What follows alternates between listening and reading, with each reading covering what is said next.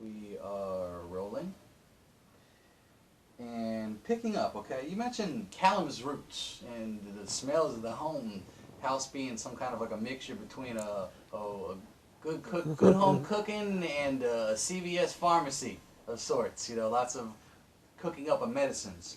What were some of these kind of medicines, these cures and whatnot that Sister Caroline, your family used to make? Can you recall any of them?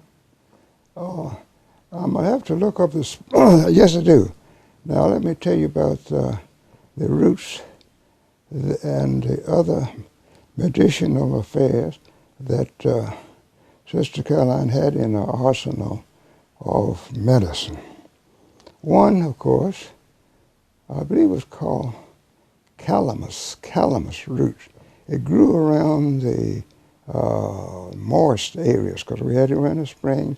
You dig it up and then use the roots there for toothache, for whatever ache that I recall my great grandmother just chewing on this calamus roots. For one thing, it was a beautiful mouthwash. We didn't have scope in those days. We didn't have Listerine, but we had calamus roots. Calamus roots. We had sassafras and the other.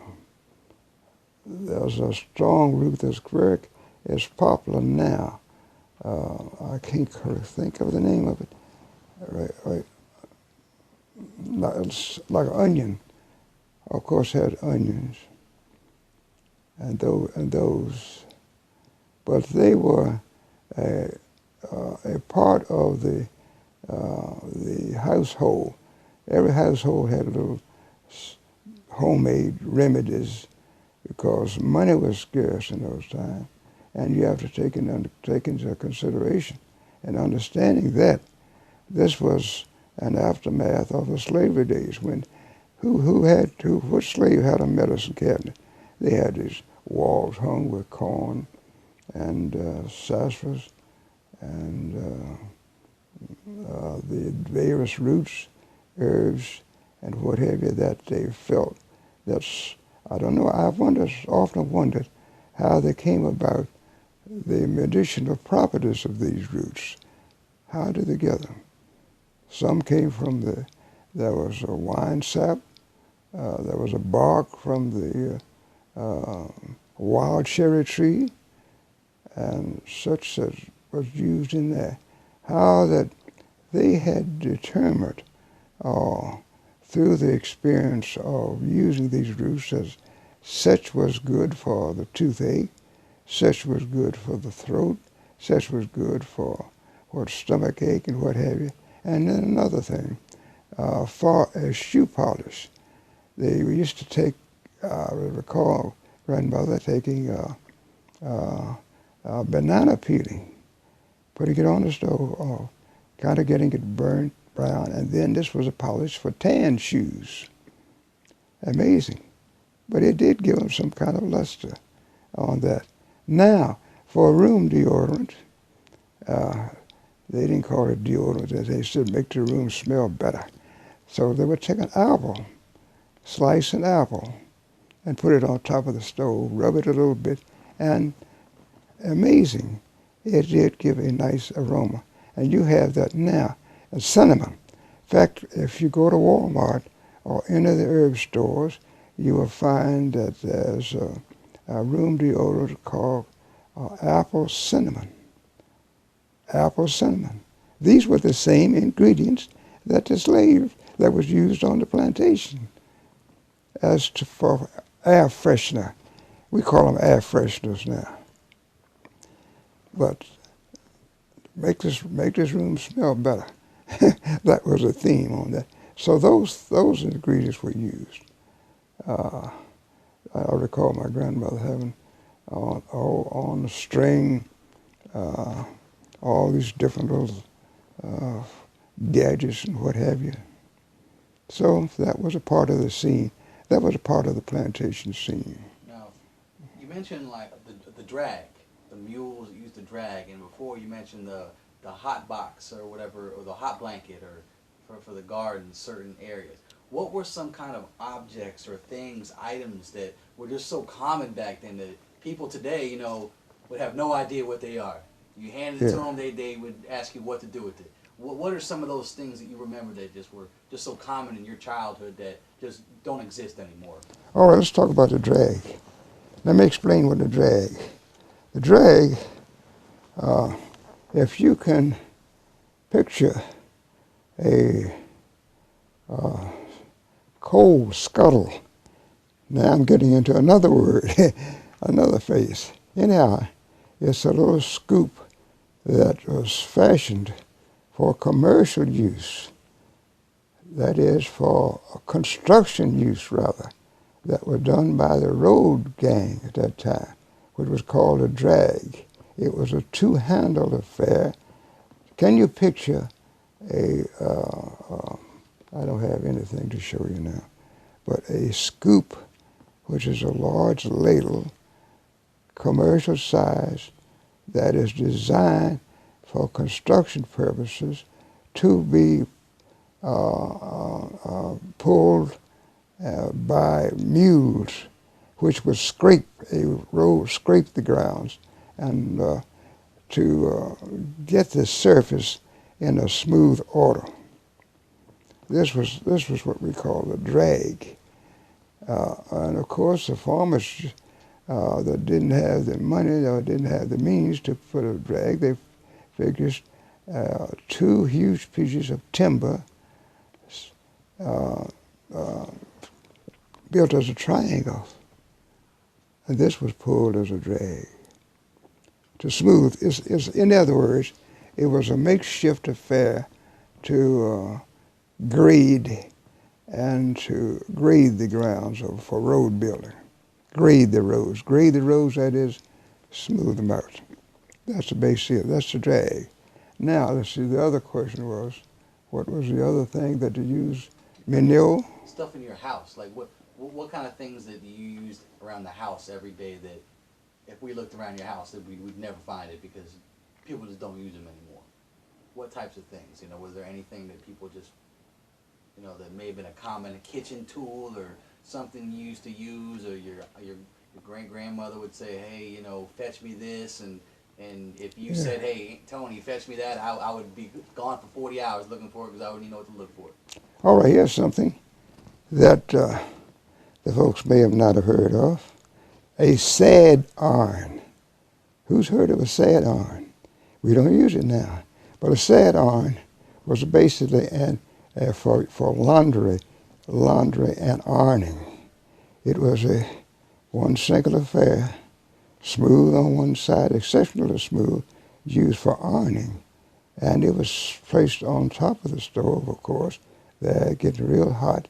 And then when the laundry was completed, to iron shirts, trousers, or you name it, whatever, then the SAD, S-A-D, iron was used. Then they graduated from that to the clip-on iron. And then from there, we have now, what is the Eureka? You have electric iron, steam, up for steam. You have gadgets on there, have indicators on there for linen, for cotton, for wool, and what have you. This is the finished product that started with what was called a SAD iron, S-A-D-I-R-N, I-R-O-N. How did it work? I mean, how did this, what did it look like? It's just this piece of metal? I mean, it's just flat? I mean, did you heat it up? I mean, how did it work? How did you get it to iron the clothes? I mean, if I may, and just for the sake, so that people know what an iron is, if you will look to your left, on the hearthstone, there's an oval-shaped affair. Do you see what I call? Uh-huh. Let's put that in the picture. Talking about this. That's it. Now we can put this in the picture. Careful. Yeah. Careful, it's heavy. This was Now, I'll tell you, bring it down a little bit in. Right there's good. now, I spoke a minute ago about the sad iron. This is an improvement, an invention, a step beyond the sad iron. The sad iron was shaped very much like this, with the exception that there were handles on it to so that it could be moved. Now, if you look closely at this was an improvement over the sad iron. There was a clip-on folder that, instead of which had a wooden handle, you didn't have to worry about the hot handle, and after having a little pad, it had a handle that clicked into here. Then, this was a process. There was one. This was an improvement. The next improvement was when GE came out, or the other electrical affairs came out with the steam iron, of course. Well, that was very helpful.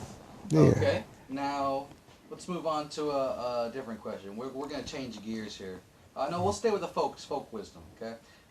What are some sayings or songs that you remember from your childhood? It's kind of this folk wisdom, that Sister Caroline brought, forward from slavery and from the old country and from her heritage, from her ancestors. Was there any kind of sayings, proverbs or a certain song that she just tried to pass along to you, or that didn't make sense to you a lot when you were a kid, but when you got older, you're like, oh, now I get it. I recall Sister Caroline's favorite quotation, and she learned this from the Bible of George and Catherine Ryan, who were on whose plantation she was a servant girl sometime around in the 1840s and 50s. And it so happened that the slave owners taught Caroline a number of Bible verses.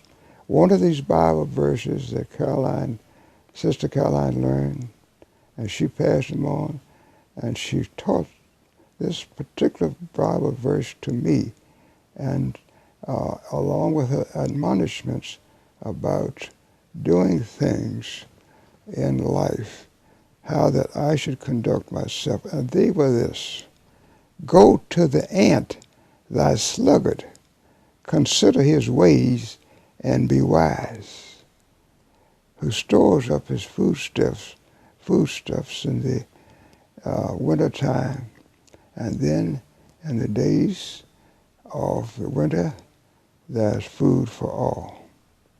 But remember this, James: go to the ant, thy sluggard, consider his ways and be wise. I should always remember that. And then, too, there were two books that Sister Caroline had that were the gifts of George and Catherine Ryan. And that was called the Luck and Pluck series. And we had some of Benjamin Franklin's sayings in there. Neither a lender nor a borrower be. It was an admonishment of overspending, of borrowing. Do not borrow. And in these two books, these two volumes, as I recall, there was a picture of one man who was of robust dimensions, had money stuffed in his pockets, and smoking a cigar. And then a accompanied man whose clothes were very ragged. He had nothing. And he said, I sold for cash. The other man, I sold on credit. So then that was a story there of cash and credit. They didn't have any long-term borrowing as they had now. Your mortgage, you saved up your money for your mortgage. But of course, that was a procedure at that time. Of course, now you have a difference. You have a time payment thing.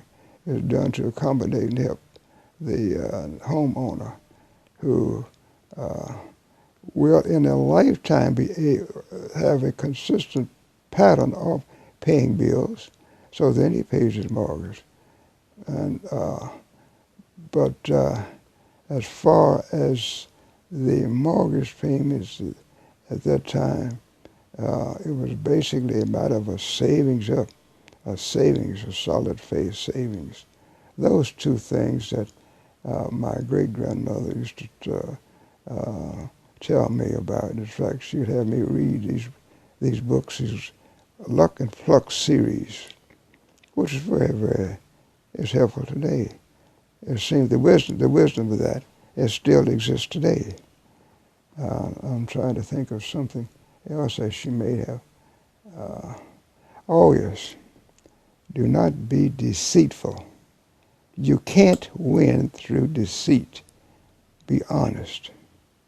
Be honest in your dealings with anyone. Those things that she told me years and years ago, 60 more years ago, I still remember. And they're good today as they were. As she had told that to me back in the 30s. Wow. 35. Those do sound like, wonderful sayings Yeah. to live a life by. Do you remember any songs that she would sing? Like, was there a certain hymn that she liked from church, or was there just some certain song that she remembered from the plantation, or that she would sing that she wanted you to sing to, or that she just loved to sing to you, or you happen upon her in the house when she's singing it by herself? Any of those kind of songs? Let me tell you a little story. Sister Caroline, of course, was a former slave. Henrietta Ayler was a former slave. And Harriet Ayler. Waithe, her son, was not.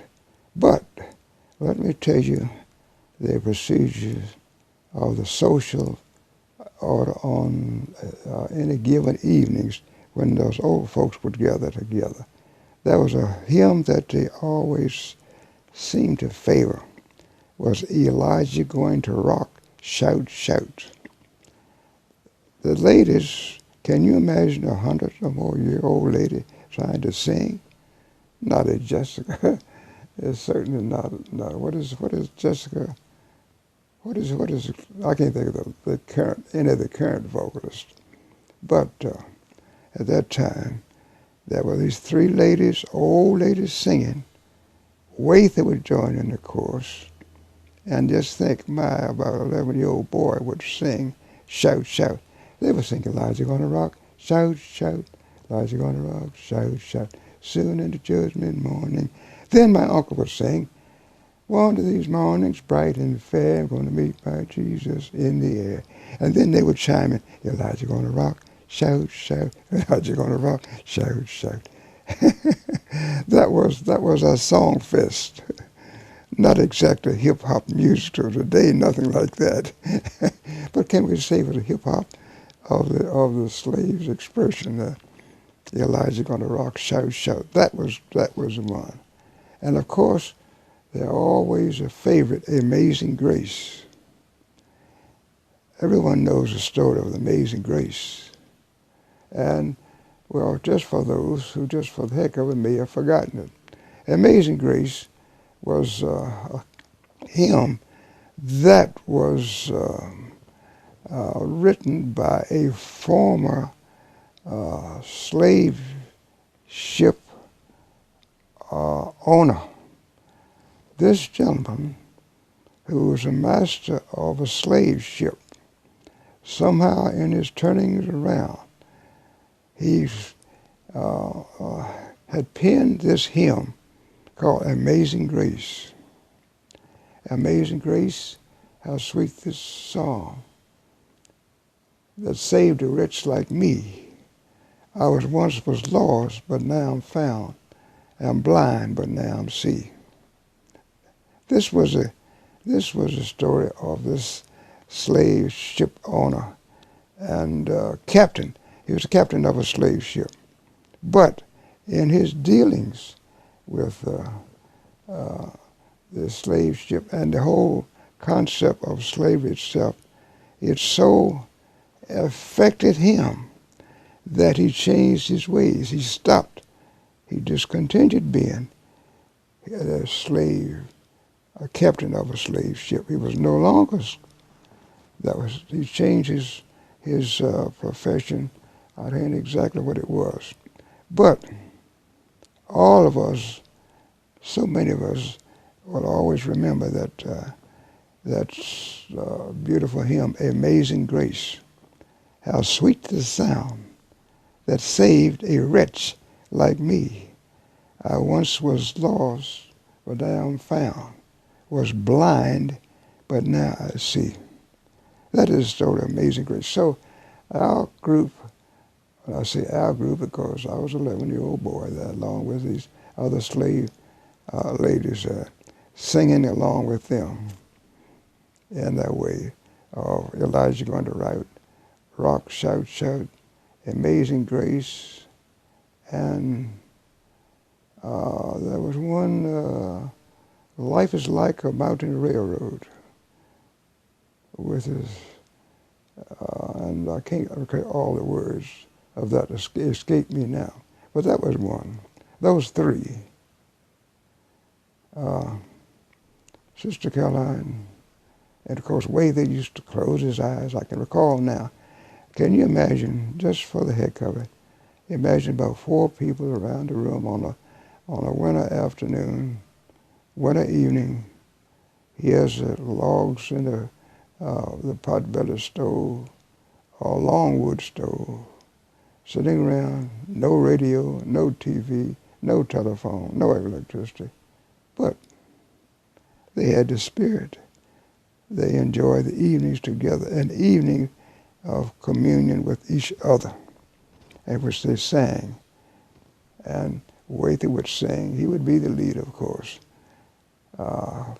patting his foot, singing Elijah, Elijah gonna rock. He loved that one. I listened to that, and I think about it now, 70 more years ago. But that was it. That was those 2 things I remember about the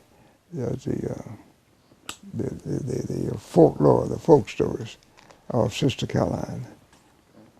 Now, tell me a little bit about what Sperryville was like. Just, describe it to me. I mean, I know what it looks like today because I've driven through Sperryville. What was it like growing up, and what was the economy like? What did people do for a living?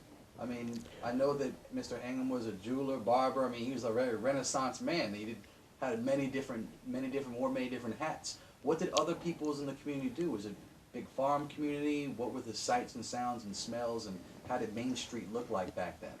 It was basically a farming town, very rural area. No street lights, of course. And my grandfather had 3 houses. And he used what is called Delco power light. This was a kerosene or an alcohol-generated motor that was used to furnish electric power to 3 homes in Sperryville. This was the latest thing that was called Delco light system. Can you imagine this room with its walls, say, of about 3 shelves of batteries? And of course, the storage batteries were essential in that it stored up the electrical power and so on. This was where the electricity came from. This was prior to the electrical energy that became a later part of Sperryville. Sperryville, as I say, was a quiet southern town. Basically, farming. Farming was the principal industry. Now, they also had in Sperryville a local cannery. Let me tell you about the local cannery. The local cannery purchased the farm produce from the local farmers, such as tomatoes, string beans, and such. And they, as a cannery goes, it was a fair that was a place where the products that came in, such as tomatoes and string beans, were washed, cleaned, diced, and put into aluminum cans, say about a quart size. These were sealed, and then there was a huge crane that lifted this circle of canned goods onto the heating elements, and there the foodstuffs was. That was the first processing of it. It was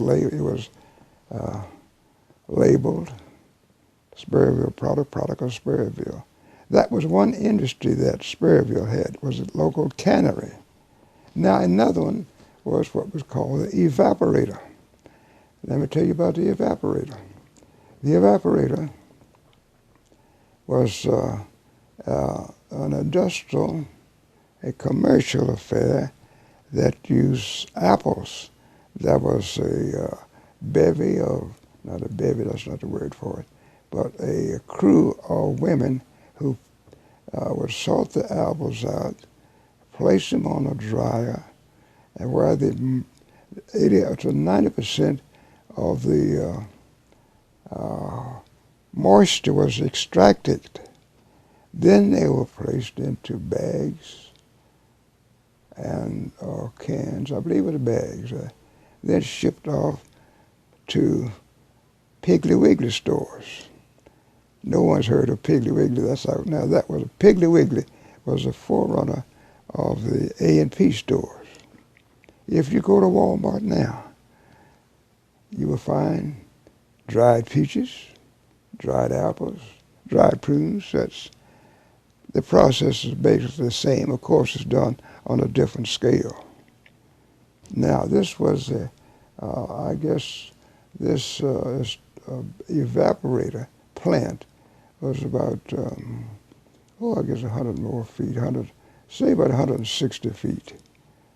That was about, can you imagine the size? You just have to imagine the size of that. That was the evaporator. That was the two industries that we had. All right, let's go on a little further. Sperryville had what was called a pen factory. Pen factory? It didn't make safety pens. It didn't make pens. It made wooden pens.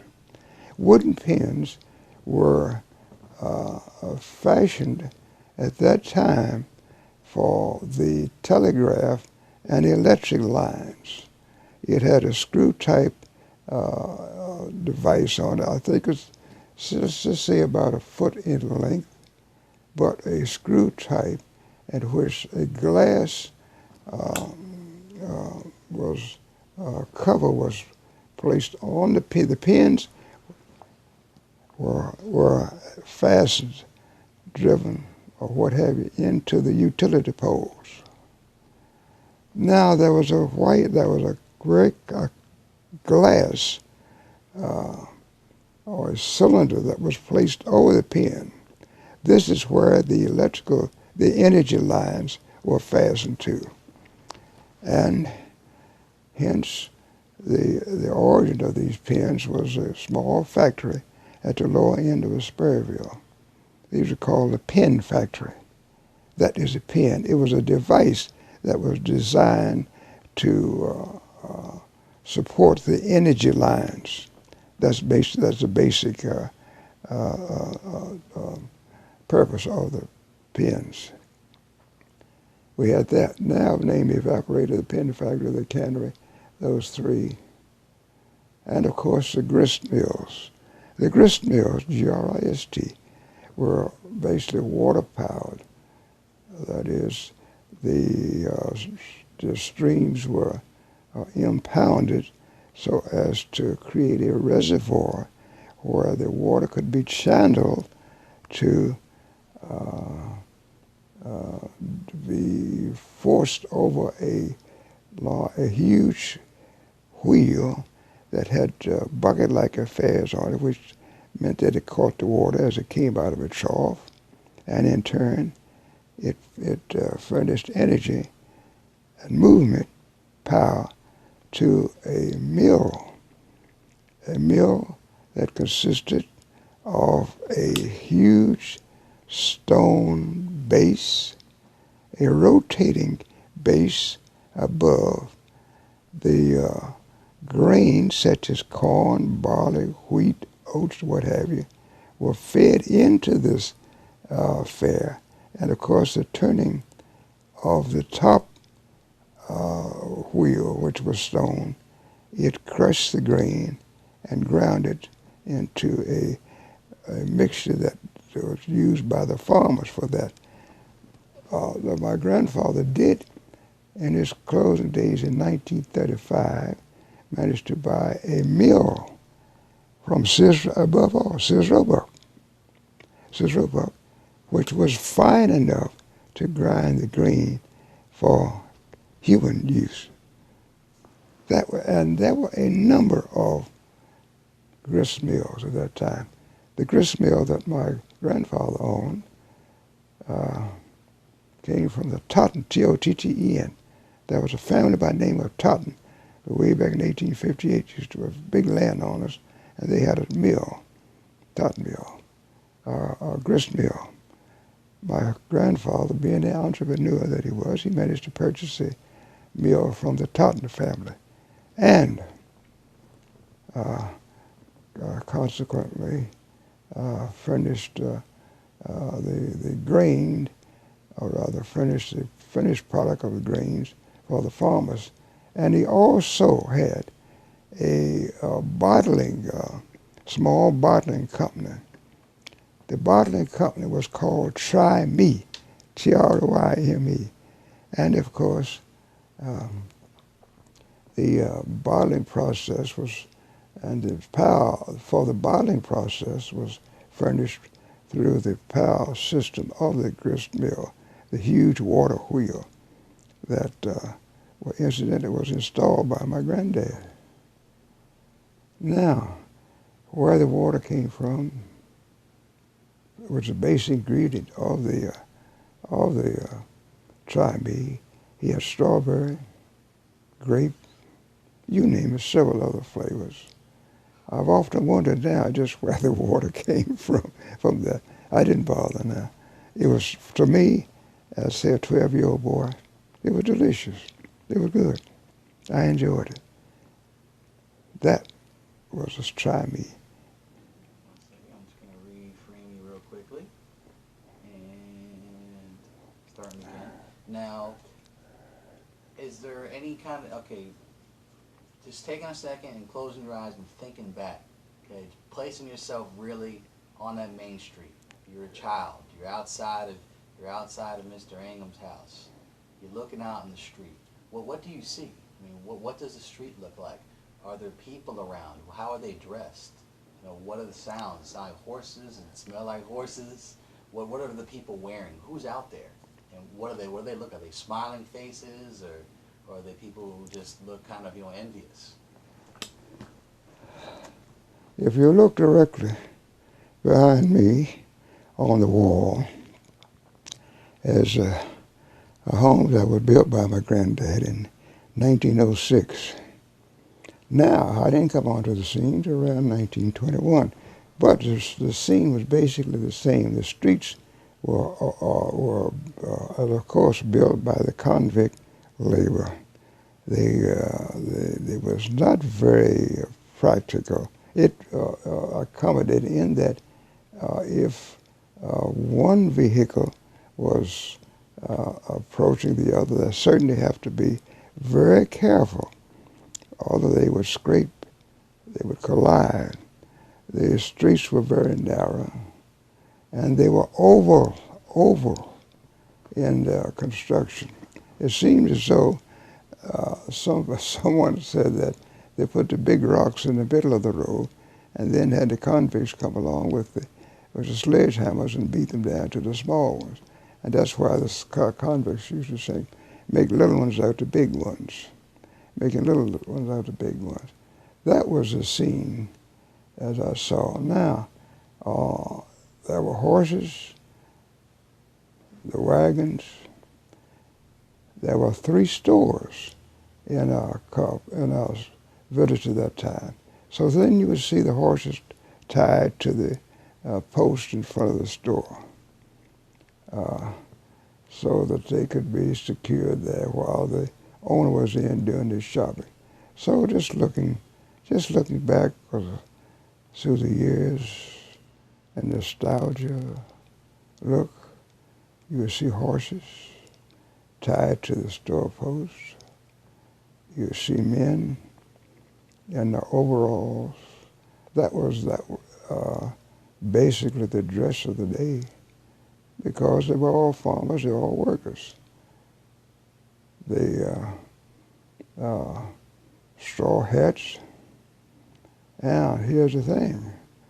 There was a gathering of the young toughs, the young bucks or whatever, probably on one side of the store, particularly on the weekends.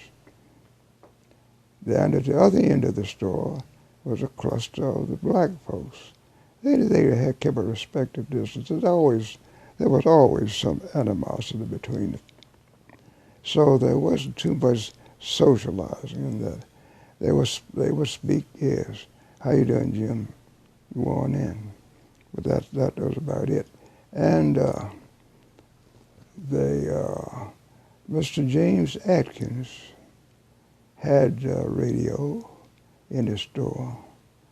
And at that time, the popular music, Saturday night music, that we listened to was the Grand Ole Opera. It was the Grand Ole Opera with Minnie Pearl.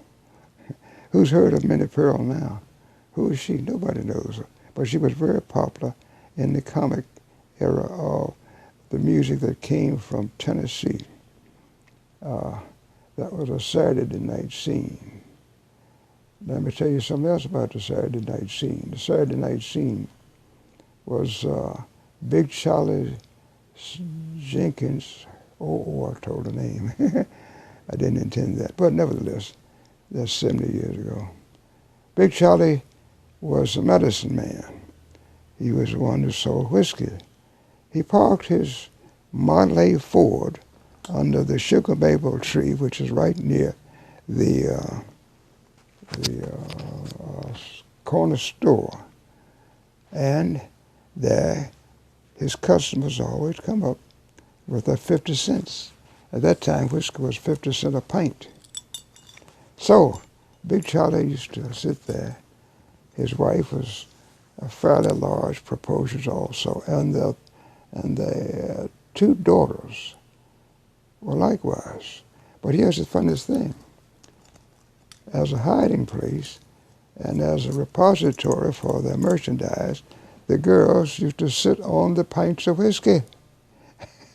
So then, if the customer that came up with his 50 cents, then he would be treated to not only the choice of the bottled liquor, but a warm portion. It was warm by the fact of the girls sitting on this liquor.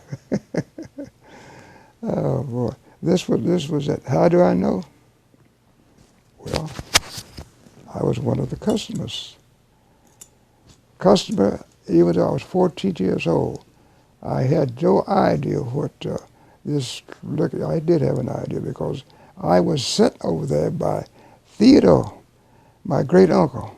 My great uncle gave me 50 cents. He said, "Go over and tell Charlie to send me something." So I did that. Went over, I rehearsed very carefully what I was going to say because I was 14, I was grown up. I thought it was. And then I got over there. Here was the sight of this 300-pound white gentleman. So I forgot all the things that I was going to say because I had planned to say, "Mr. Charlie, you got the dice, I got the money." That's what I planned to ask him there.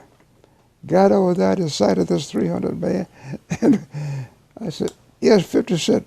Uncle Theodore said send him something." He said, "Ain't that Rob Russell's boy?" I said, "Yeah, that's him." "Ella, give me a pint. Hand me a pint over there. Hand me a bottle." I did. It was warm. I put it in my bib overalls, just like I saw the big men, the older men gave me 50 cents, and went back to across the creek over where my great uncle lived. I said, here's your medicine. And you know what? Here, Jeeves, go take a taste of it. I did. But what happened? Then the corner of the porch started an upward trend, an upward movement. I couldn't figure it out. Go ahead, Gene, that's good for you. It won't hurt you. You all right. I took another little taste of it. Very warm, exhilarating, and a taste and a feeling that I'd never experienced before. The corner of this porch settled down, at least that corner did, but the next corner rose. So I felt that I was in the wrong place.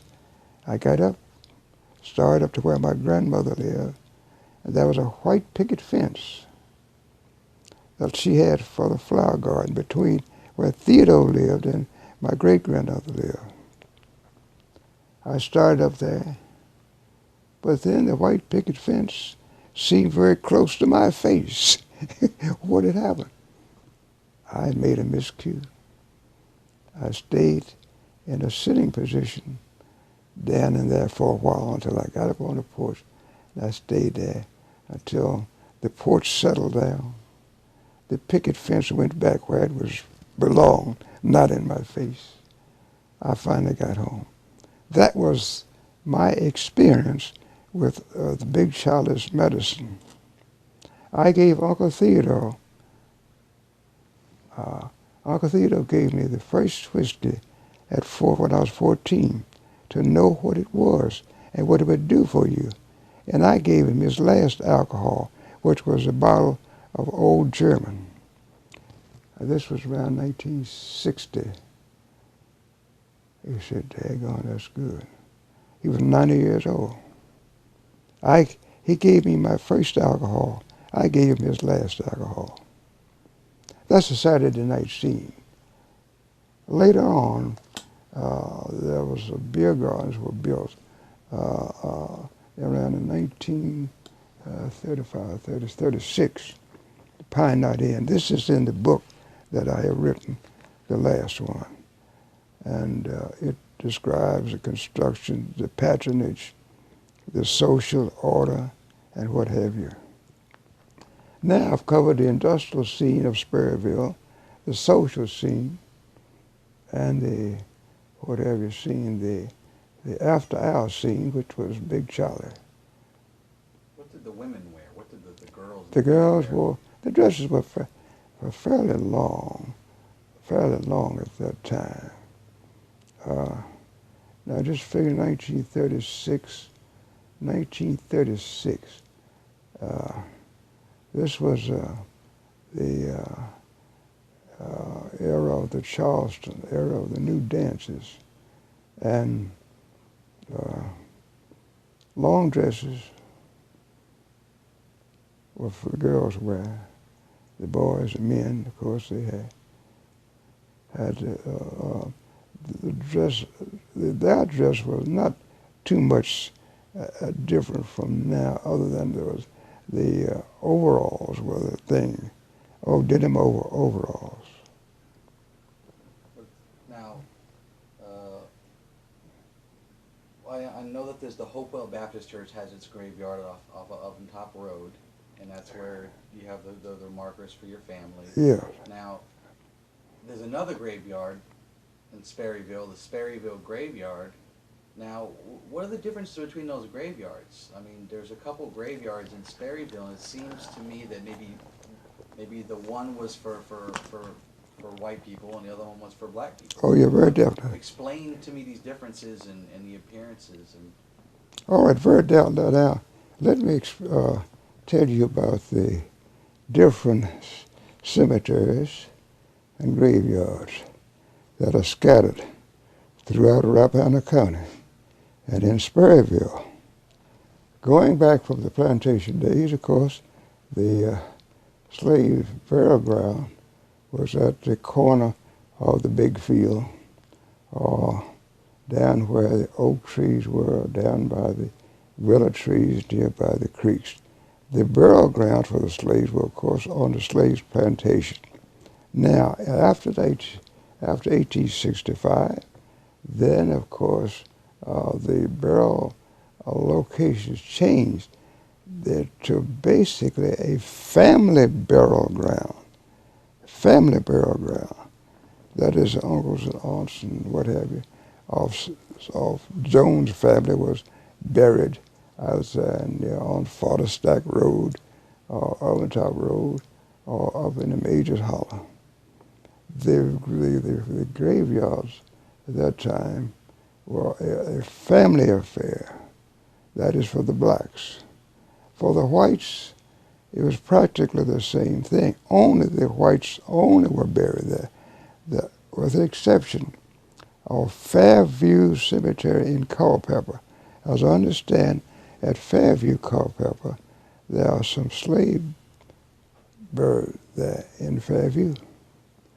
But here in our area, and in the area throughout the South, as a post-plantation era, the whites were restricted there. There was a difference. We have, let's say, in 1904, Sperryville had no central burial ground. That is, our church, the black people had no central burial ground. They had family burial grounds. The Grigsby family buried its family members on the Grigsby property. The Wigington family, Johnny Wigington, Thomas Wigington, and their mother, Carrie Wigington, was buried in the family plot down there at 231. However, in 1904, my grandfather sold a lot as well as a school lot to the Hopewell Baptist Church for the purpose of a burial spot. And so then that was the beginning, the origin of the Sperryville Colored Cemetery that we have there.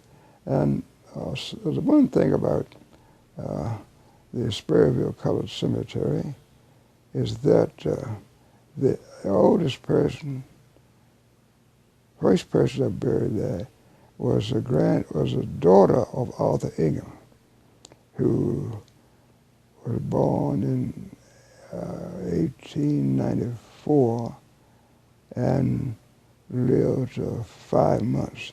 She was a twin to she was one of her twins, which would have been my aunt, great aunt, I'm sorry, my great aunt.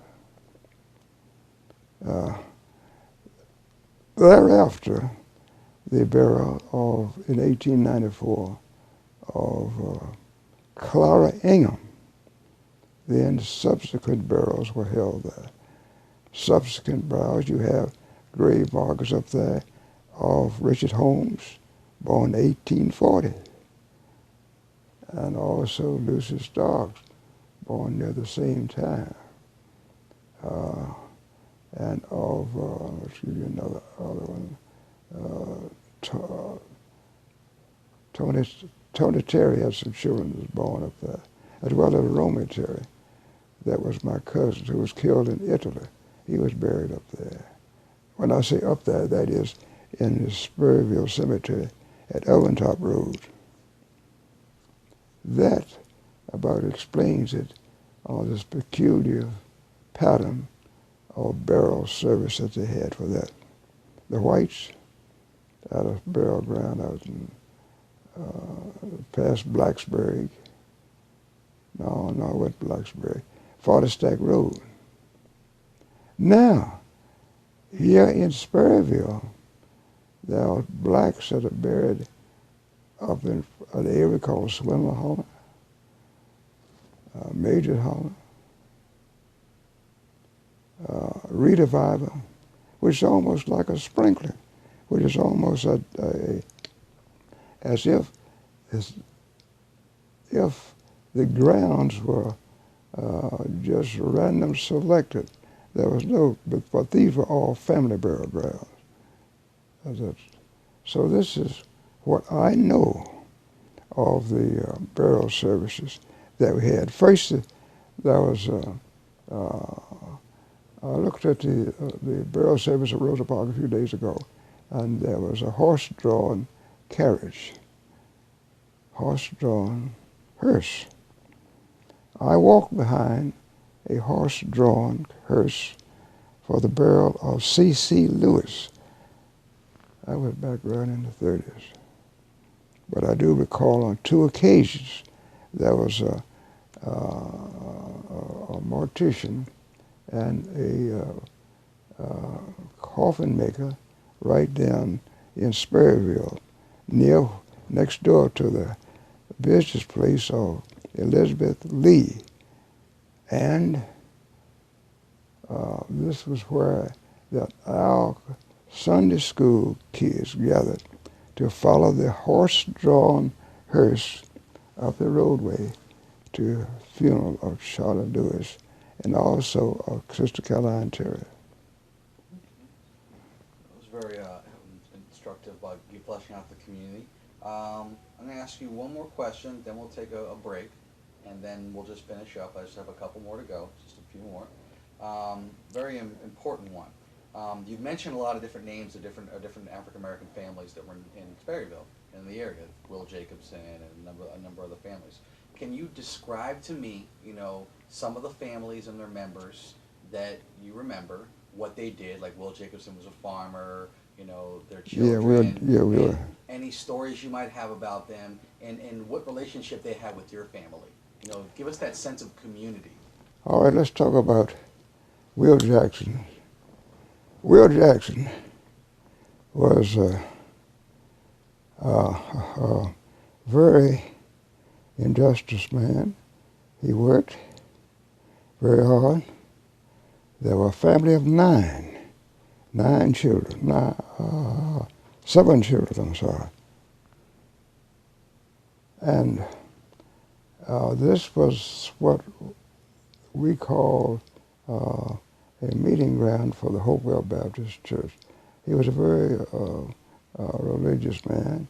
He was the chairman of a digging board at Hopewell Baptist Church. His sons worked around in the Sperryville area. And then there was one, of course, all families have children of various interests, have children whose various interests are different from those that we would like for them to be. There was one who went to New York after he became a man, and then by some altercation or something up there, he was involved in something that it was just very financially draining to Will Jackson. Now, aside from this man's escapades in New York, the year was 1929. Very harsh year. Will Jackson unfortunately lost his farm. Yeah, we all grieved about it because it was the largest place that the blacks had at that time, because he had such it was just a successful and more economic success until that time. This was Will Jackson's farm down there in what is called Cloud, Virginia. Cloud is nothing more than just 2 or 3 blocks down the road, and you have a funny name place for it. The other parties that I can remember and were standing, very outstanding, will always be remembered, is the Curtis family. The Curtis family was of equal size, about 7 or 8 children, and there was one who was afflicted with polio.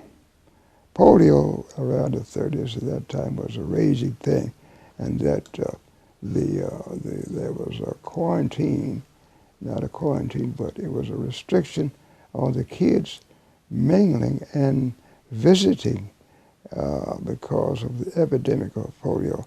Now, there was one young man, his name was Willie Curtis. Willie Curtis would walk with a limp because of polio. Now, let's mix the mentality of the 30s with a black young man who can hardly walk, but yet he's tortured and tormented by the local people. He was hard.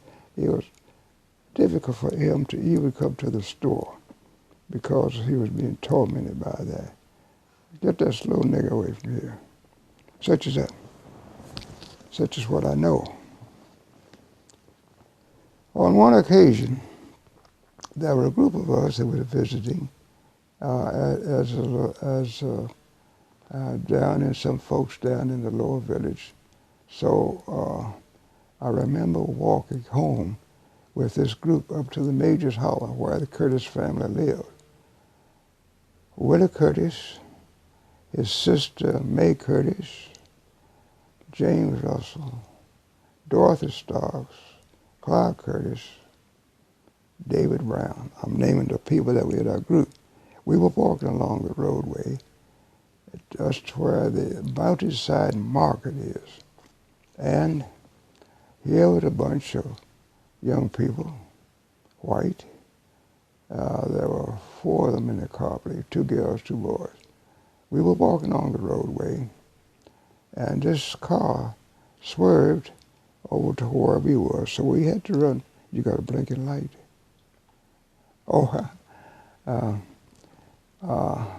Where we were, so we had to run and jump in the ditch or jump away from the roadway. Lucy Curtis was very outspoken, and we all had gathered. We figured that something might happen on the road, but we'd gathered stones. Here, we'll stop here.